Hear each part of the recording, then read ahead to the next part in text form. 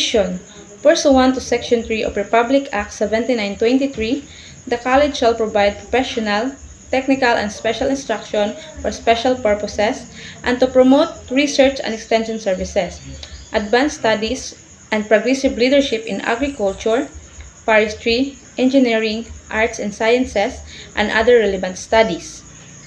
Vision.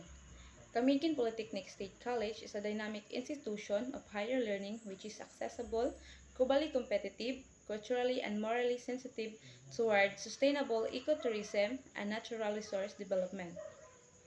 Objectives. First, to other excellence and relevant baccalaureate degrees program in agriculture. Second, to produce quality instructional materials relevant to degrees program. Third, to inculcate moral values for total human development. Fourth, to produce quality researcher relevant to local, regional, and national development goals. Fifth, to package general agricultural technologies for farmers, fisheries folk, and other stakeholders. Last, to promote relevant agricultural technologies for improved quality of life. Quality policy.